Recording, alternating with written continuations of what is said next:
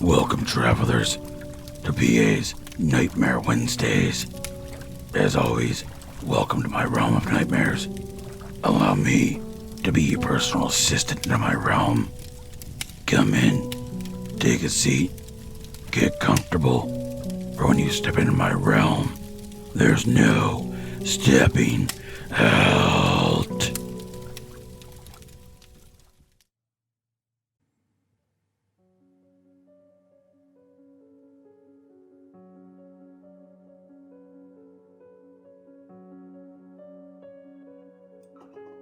This has been going on for weeks.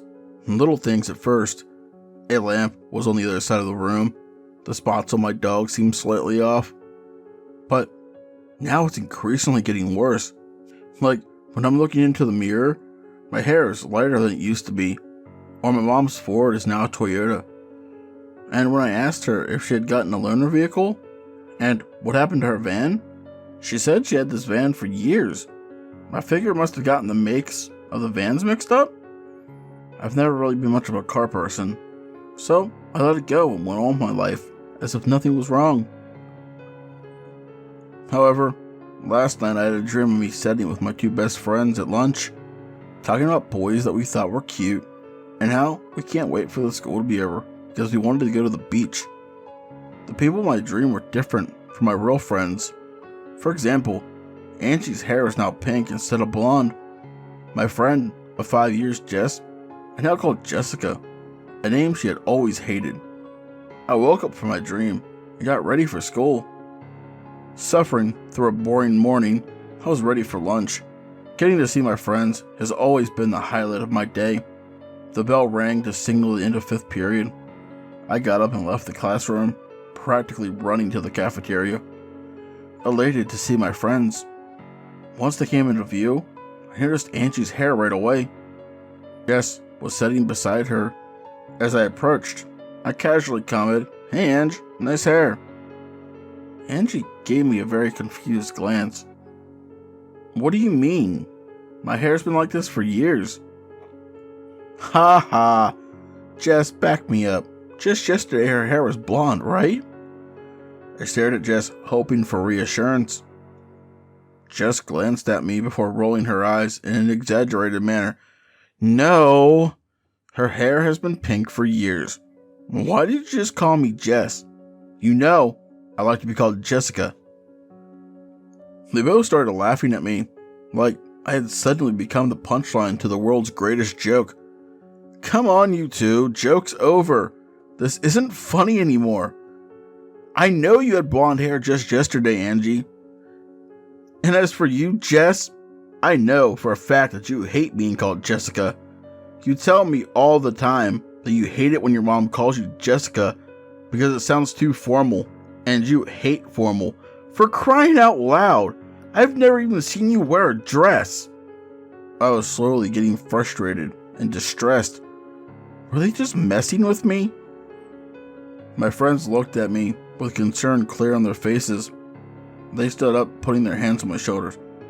Angie spoke up. "Hey, you feeling okay, girl? Why don't we get you to the nurse?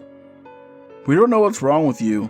If you're sick and have a fever, but you're not acting like yourself at all." Not wanting to argue, I let my friends escort me to the nurse's office. After getting there, I told the nurse that I was feeling sick and would like to go home.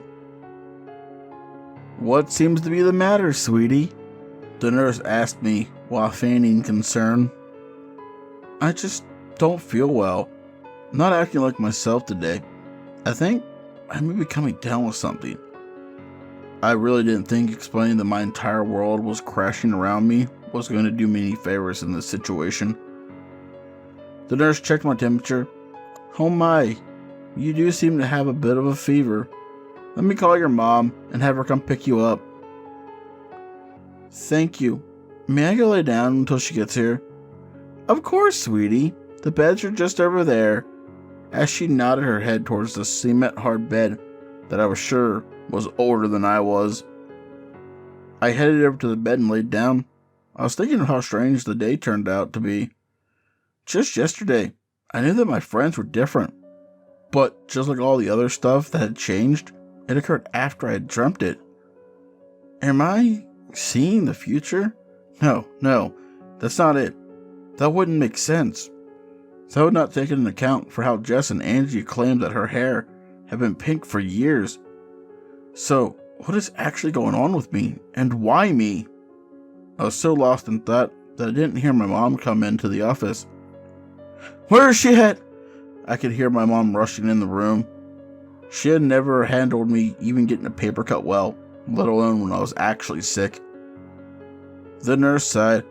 She was far too used to dealing with parents like mine. She's in the room just over there. She wanted to lay down until you got here.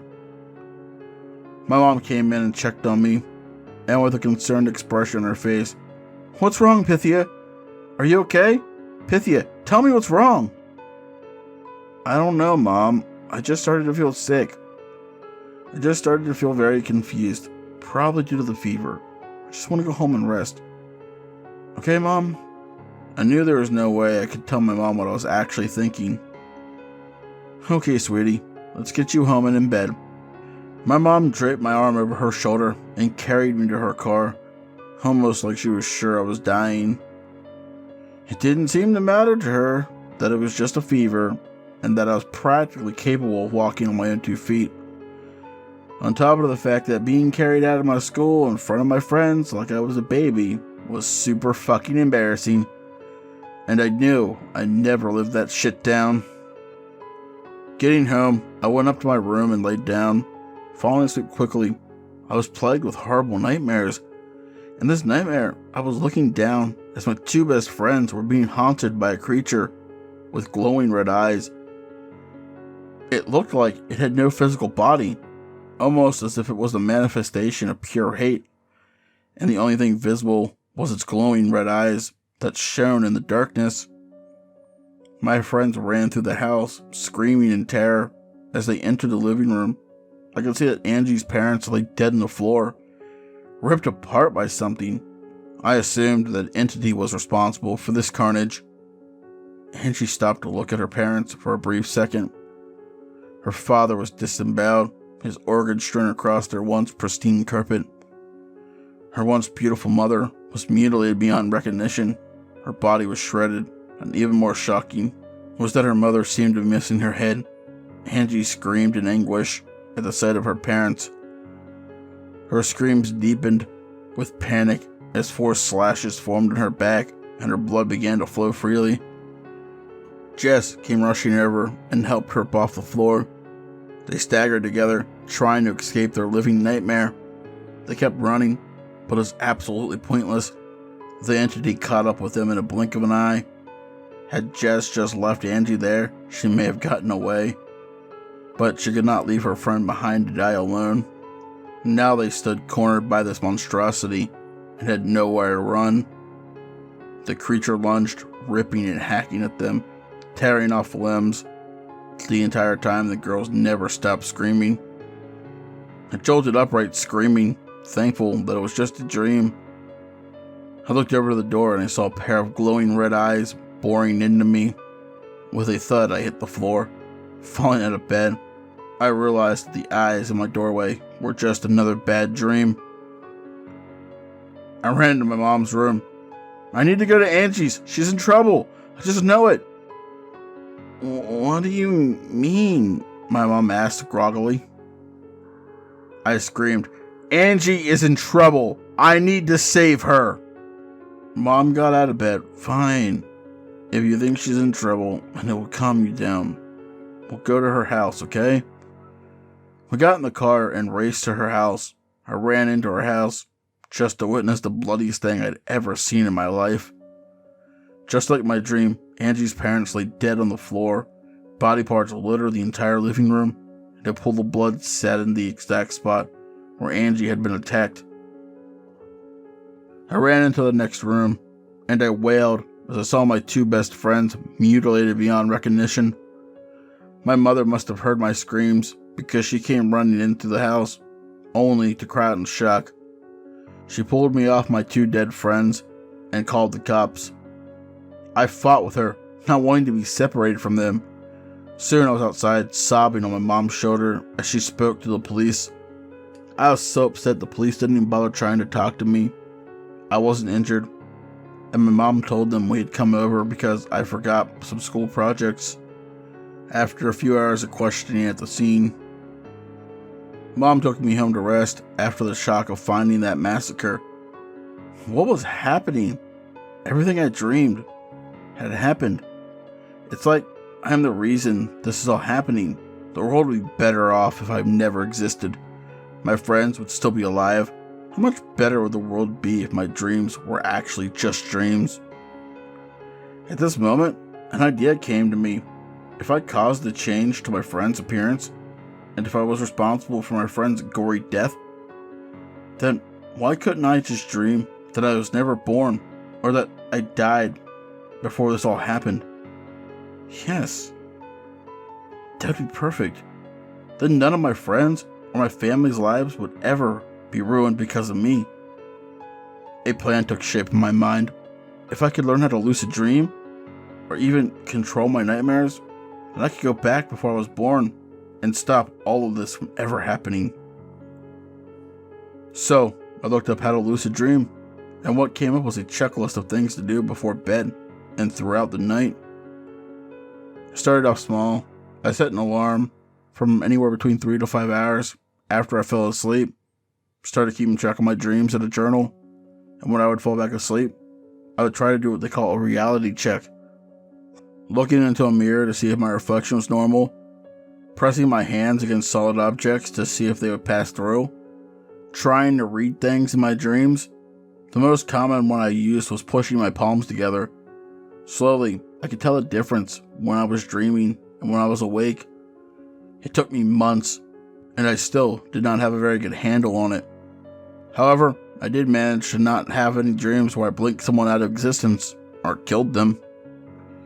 Little things kept changing, like my teachers were different and such, but I learned to live with it, knowing that once I got this down and I carried out my plan, none of it would matter anyways. The night finally came. I decided I had the control to choose where my dreams went, and that I had the ability to choose what I would do in them. So that night, I laid down on my bed for what I thought would be the last time and focused on my mother before she met my father and had me. It worked, sort of, but not in the way I had expected. Last night, I had a dream that my mother was around 18 years old and had died in a car accident. When I finally woke up this morning, everything was different. The house I lived in, my bedroom, my mom nowhere to be found, and only pictures of my dad and his side of the family hung on the walls. Nowhere could I find a single picture of me with him. Even now, as I sit here typing this on my father's laptop, I am slowly fading away. So if you ever find yourself questioning reality, like maybe your room changed slightly, your dog looks different, maybe you should find a way to control your dreams, or better yet, stop dreaming altogether before you end up hurting people you love or blinking yourself out of existence. Pythia's father got home and opened up his laptop to a document he did not write. His brow furrows as he skimmed through the pages. After reading it, he commented, Damn, another oracle that didn't work out. I can't seem to figure out why this keeps happening. Next time, I should warn them about the dreams when they are young. This always seems to start after they hit puberty. The original Oracle of Delphi seems to be the only one who could handle the weight of these abilities. Oh well, on to the next one. His eyes started to glow a vibrant blue as he sighed, almost as though he was disappointed in himself. He slouched as a tear slowly ran down his face, and every trace of his former life vanished from the house. Thunder clapped outside as the last photon of him disappeared. Some people say they could see a bearded man's face in the storm clouds that night, but just as quickly as the storm started, with a blinding light, it was gone.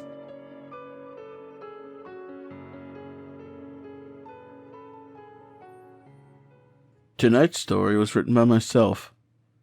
If you enjoyed this story, chances are you'll enjoy the content over on Danie Dreadful's channel.